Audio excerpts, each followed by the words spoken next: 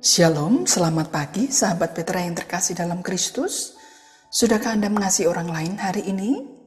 Pada embun pagi hari ini, Rabu 8 Mei 2025, kita bersama membuka hari dengan sapaan Sabda Tuhan. Bersama saya, Pendeta Murtini Hehanusa dari Gereja Kristen Jawa Jatimulyo. Adapun tema renungan hari ini adalah karakter rukun. Tema ini didasarkan pada bacaan dari kitab Mazmur 120 dan nanti kita akan membacanya juga dalam bahasa Jawa karena sebetulnya tema ini diambil dari tema bahasa Jawa. Mari kita siapkan hati dengan merendahkan diri di hadapan Allah bersama kita berdoa. Tuhan Allah kami yang maha baik, di pagi yang indah ini kami sungguh bersyukur dan berterima kasih atas anugerah-Mu dalam kehidupan kami semua. Kami boleh bangun dengan segala keadaan kami, dan apapun keadaan kami masih Tuhan beri kesempatan untuk menjalani kehidupan ini bersama-sama dengan orang-orang di sekitar kami, dengan keluarga kami. Terima kasih untuk kesempatan itu. Mampukan kami untuk mempergunakan kesempatan hidup yang masih Tuhan karuniakan itu dengan sebaik-baiknya. Kiranya hidup kami memuliakan Tuhan. Oleh karena itu saat ini kami hendak mengawali hari kami dengan mendengarkan dan merenungkan firman-Mu. Tuhan kiranya berkenan menolong kami. Roh Kudus-Mu menolong kami untuk tidak hanya mendengarkan, tetapi juga boleh menghayati dan melakukan dalam hidup sehari-hari. Hamba-Mu yang akan menyampaikannya, Tuhan kiranya berkenan memakainya untuk menjadi alat di tangan-Mu, menjadi berkat bagi kami semua. Saat ini Tuhan, kami serahkan pemberitaan firman-Mu hanya dalam nama Tuhan kami, Yesus Kristus. Amin. Sahabat Petra yang terkasih, mari kita baca dan perhatikan kitab Mazmur pasal 120. Mazmur 120 saya akan membacakan dari Alkitab terjemahan baru edisi yang kedua, edisi yang terbaru. Mazmur 120 ayat 1 sampai dengan 7. Lalu nanti kita akan baca ayat yang ke-7 dalam bahasa Jawa karena terkait dengan tema renungan kita pada pagi hari ini. Mazmur 120 ayat 1 sampai 7, terjemahan baru edisi yang kedua, yang terbaru memberi judul Doa Orang yang tinggal di tengah-tengah musuh. Nyanyian ziarah.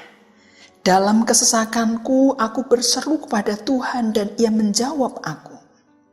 Ya Tuhan, lepaskanlah aku dari bibir dusta, dari lidah penipu. Apakah yang akan diberikannya kepadamu dan apakah yang masih akan ditambahkannya kepadamu, hai lidah penipu?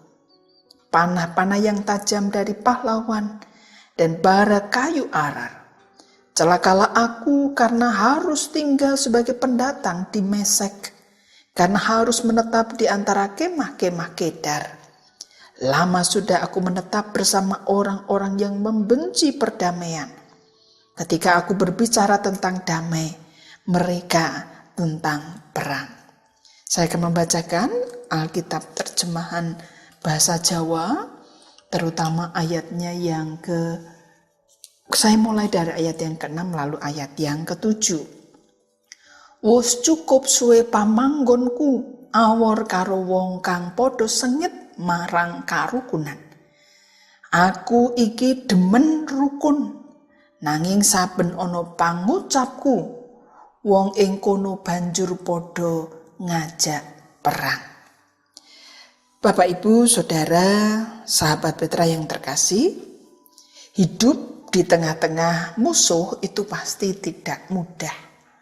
Musuh dalam pengertian yang umum maupun musuh dalam selimut, atau kondisi yang seakan-akan saling bermusuhan, atau kondisi yang memang saling bermusuhan tetapi tidak dengan jelas atau tidak dengan ngeglo kata orang Jawa. Berupa atau dalam bentuk permusuhan. Mungkin permusuhan yang terselubung atau permusuhan yang tidak nampak dengan jelas, tapi sebetulnya ada permusuhan. Di tengah-tengah kondisi semacam itu, di tengah-tengah kondisi di sekitar kita ada musuh, entah itu kelihatan atau tidak kelihatan, entah itu ekspresinya langsung kepada kita atau di belakang kita. Tapi memang tinggal di tengah-tengah musuh itu tidak mudah. Dan itulah yang dirasakan oleh sang pemazmur di dalam bacaan yang tadi kita baca. Tapi saudara-saudara, kita mau belajar bagaimana sang pemazmur menghadapi semuanya itu, sehingga boleh dikatakan bahwa ia mempunyai karakter rukun. Yang pertama yang bisa kita dapatkan dari bacaan kita adalah bahwa sang pemazmur mengajak kita di tengah-tengah kesesakan, situasi di mana kita ada di tengah-tengah orang yang memusuhi kita, baik langsung atau tidak langsung, baik terbuka maupun tidak terbuka. Permusuhan itu kita diajak untuk yang pertama kita berdoa berseru kepada Tuhan. Saudara, Tuhan menjadi tempat kita berlabuh, menceritakan segala sesuatu yang ada dalam hati dan pikiran kita, dan kita membiarkan Dia bersabda, Dia berbicara, Dia mengarahkan hidup dan hati kita. Dan dengan apa yang disampaikan oleh sang pemazmur ini, ketika kita berseru maka akan ada kelegaan di sana. Jadi, kalau mau punya karakter rukun, maka yang pertama kali dilakukan dalam kondisi di tengah-tengah orang yang memusuhi kita, langsung atau tidak langsung, terbuka atau tidak terbuka, adalah berdoa, berseru kepada Tuhan. Kita tidak perlu reaktif, kemudian memusuhi mereka, tetapi kita pertama-tama adalah berdoa, berseru kepada Tuhan. Dan sang pemazmur menyaksikan bagaimana Tuhan menjawabnya. Maka dalam Mazmur 120 ayat 1, di sana dikatakan, dalam kesesakanku, kesesakan pemazmur ketika berada di tengah-tengah musuh, sang pemazmur mengatakan, aku berseru kepada Tuhan dan Ia menjawab aku. Saudara, ketika kita bisa menyampaikan keluh kesah kita, sakit hati kita, kemarahan kita kepada Tuhan, maka itu akan menimbulkan kelegaan. Tidak hanya secara psikologis, tetapi juga secara imani. Ketika kita sungguh-sungguh menyampaikannya kepada Tuhan, memohon Tuhan untuk menguasai hati kita, memohon Tuhan untuk menolong kita di tengah-tengah kesesakan itu, maka Tuhan akan mengaruniakan kekuatan surgawi, kekuatan ilahi kepada kita. Sahabat Petra yang terkasih, untuk bisa mempunyai karakter rukun, itu tadi hal yang pertama. Hal yang kedua adalah di ayat yang kedua. Hal yang kedua yang bisa kita lakukan supaya kita punya karakter rukun adalah kita minta kepada Tuhan supaya kita bisa dilepaskan, dibebaskan dari bibir dusta dan dari lidah penipu. Apa artinya ini, saudara? Kalau kita ingin menjadi orang yang punya karakter rukun atau damai, kalau dalam terjemahan bahasa Indonesia rukun itu diterjemahkan damai, maka kita mesti harus terus berdoa kepada Tuhan supaya Tuhan melepaskan kita dari bibir dusta dan dari lidah penipu. Artinya yang pertama, kita minta kepada Tuhan supaya kita tidak terpengaruh, kita tidak menjadi orang yang kemudian terdampak secara negatif apa yang dilakukan oleh orang-orang sekitar kita yang tidak baik itu. Karena ketika ada orang yang memusuhi kita, Mungkin mereka perkataannya kasar, menyindir, mungkin memaki, mungkin mengerasani di belakang, mungkin menipu kita, mungkin mendustai kita, mungkin mengata-ngata yang tidak baik. Ada berbagai macam hal yang bisa terjadi. Tapi ketika kita berdoa kepada Tuhan supaya Tuhan melepaskan kita dari semuanya itu, maka kita minta kepada Tuhan supaya kita tidak terpengaruh, tidak terkungkung oleh situasi, perasaan, akibat dari hal-hal yang tidak baik yang dilakukan, diucapkan oleh orang-orang yang memusuhi kita. Kita minta kepada Tuhan dilepaskan dari bibir dusta dan lidah penipu, dalam pengertian supaya hati kita tetap tenang menghadapi gunjingan, fitnah, perkataan kotor, dan kita tetap menjadi orang yang sabar, orang yang bisa tetap melakukan kebaikan, orang yang bisa tidak mudah terpancing, orang yang bisa menguasai diri, orang yang tetap merendahkan diri dan tidak membalas cacian, membalas fitnahan, membalas tipuan, membalas perkataan yang menyindir, membalas perkataan-perkataan yang negatif. Itu arti yang pertama. Kuncinya tadi minta Tuhan melepaskan kita, yaitu melepaskan kita agar kita tidak terpengaruh tetap bisa mengendalikan diri. Lalu berikutnya adalah kuncinya minta Tuhan melepaskan kita supaya kita tidak ikut-ikutan. Nah itu dia saudara-saudara, ini penting sekali gitu ya. Jadi kalau yang pertama tadi, oke lah kita bikin yang kedua gitu. Yang pertama tadi kita berdoa berseru kepada Tuhan. Lalu yang kedua kita ambil dari ayat yang kedua, yaitu bahwa kita minta supaya Tuhan melepaskan kita dari bibir dusta dan lidah penipu. Artinya kita tidak terpengaruh, kita tetap merasakan damai sejahtera, kita tidak terpancing untuk membalas, kita tidak terpancing untuk marah, kita tidak terpancing untuk ikut mencaci maki, kita tidak terpancing untuk bereaksi secara negatif. Lalu yang ketiga, kita juga ambil dari ayat yang kedua, lepaskanlah aku dari bibir dusta dan dari lidah penipu, mempunyai makna. Kalau kita ingin mempunyai karakter rukun, maka kita minta kepada Tuhan supaya kita dibentengi, diberi kemampuan untuk tidak ikut-ikutan. Kenapa ini penting saudara-saudara? Karena sekitar kita itu akan memberikan pengaruh kepada kita. Tanpa kita sadari, apalagi pengaruh negatif, itu mudah sekali ditiru, mudah sekali diikuti oleh orang lain. Itulah manusia, mudah meniru, entah itu refleks atau sadar atau tidak, meniru. Oleh karena itu, resep yang ketiga, kita ambil dari ayat yang kedua, kita minta kepada Tuhan supaya kita diberi kekuatan, dilindungi oleh Tuhan, untuk tidak ikut-ikutan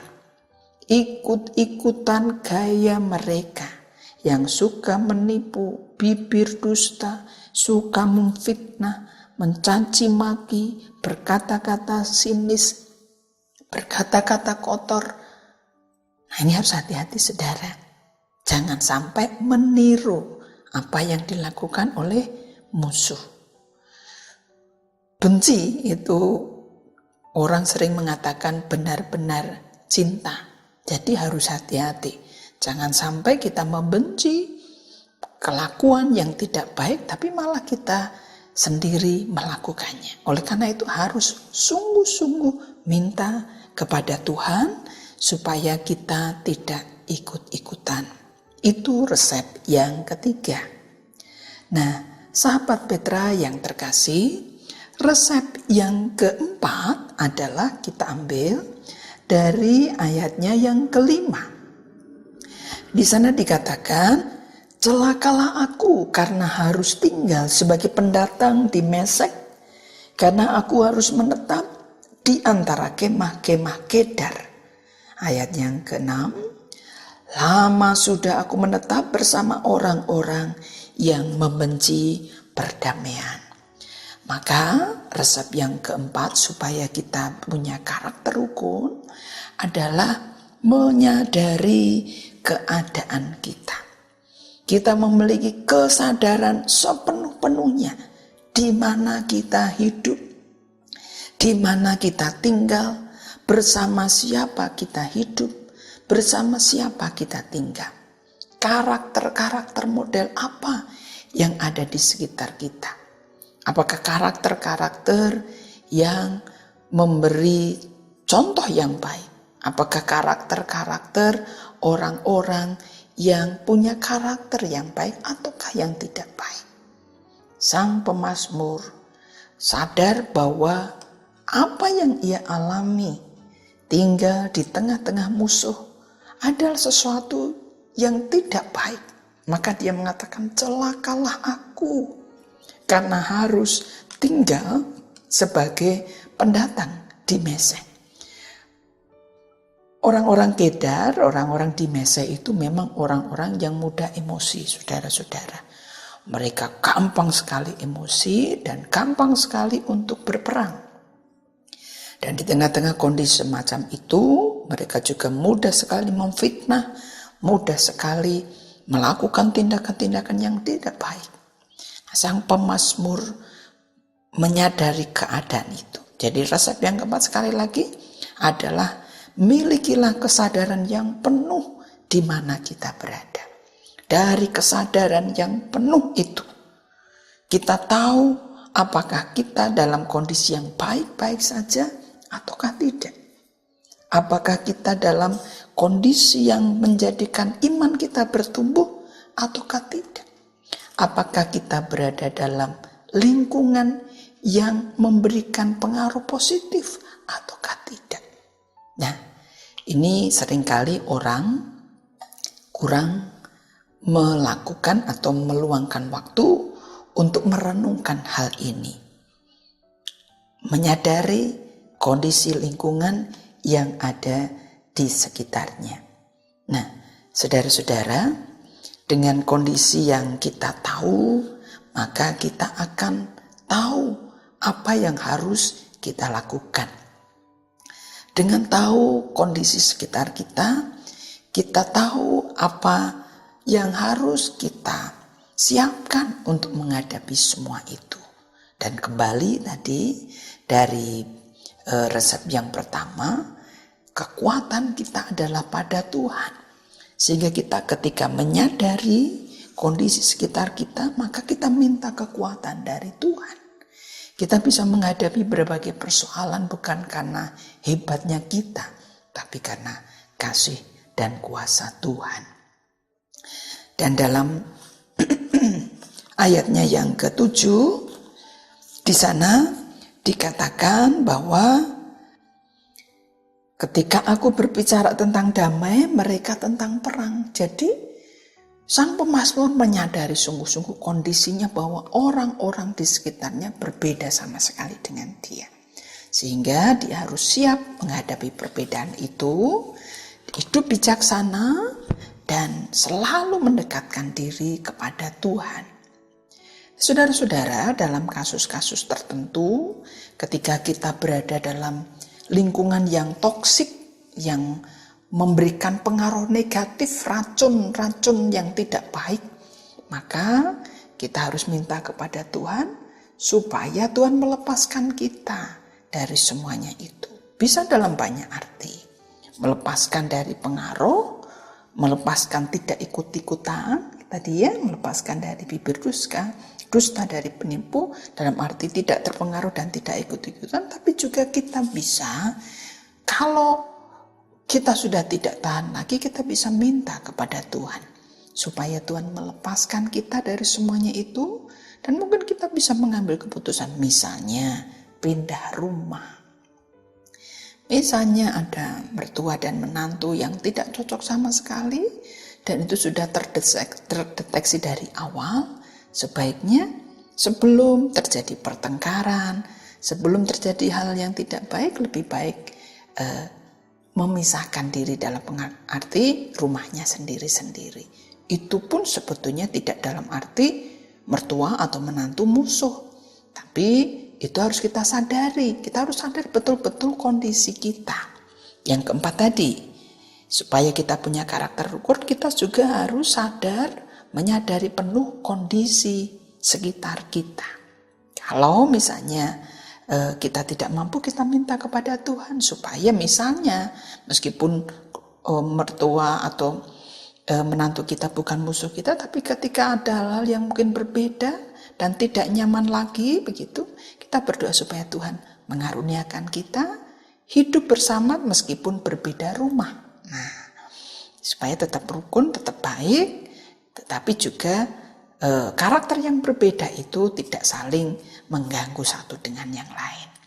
Tuhan kiranya memberkati sahabat Petra yang terkasih dalam menjalani hidup ini. Biarlah kita semua boleh mempunyai karakter rukun.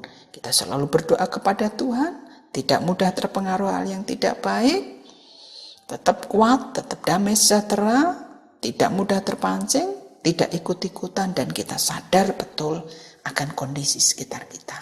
Tuhan memberkati. Amin. Mari bersama-sama kita berdoa. Kami bersyukur ya Tuhan untuk firman-Mu bagi kami. Tolonglah kami ya Tuhan untuk punya karakter rukun, karakter damai. Sehingga dimanapun kami berada dengan hikmat-Mu, kekuatan-Mu, kami bisa mengambil keputusan-keputusan yang penting dan berguna untuk kebaikan, untuk keadaan damai dan rukun dimanapun kami berada. Ya Tuhan, kami akan mengawali aktivitas kami sepanjang hari ini. Tuhan kiranya berkenan memberkati, kiranya apa yang kami lakukan berkenan kepada Tuhan. Tuhan lindungi, Tuhan sertai kami, Tuhan jauhkan dari hal yang tidak baik. Kami serahkan keluarga kami, anak-anak kami, siapapun yang kami miliki, Tuhan berkati. Dan kami juga mau menyerahkan Radio Petra dalam berkat-Mu. Kiranya Tuhan terus memberkati saudara-saudara kami yang melayani di Radio Petra. Inilah doa kami Tuhan. Kami serahkan hidup kami sepenuhnya hari ini dalam perlindungan berkat penyertaan-Mu. Semua ini kami mohon dalam nama Tuhan kami Yesus Kristus yang mengajar kami berdoa Bapa kami. Bapa kami yang di sorga, dikuduskanlah nama-Mu. Datanglah kerajaan-Mu, jadilah kehendak-Mu di bumi seperti di sorga.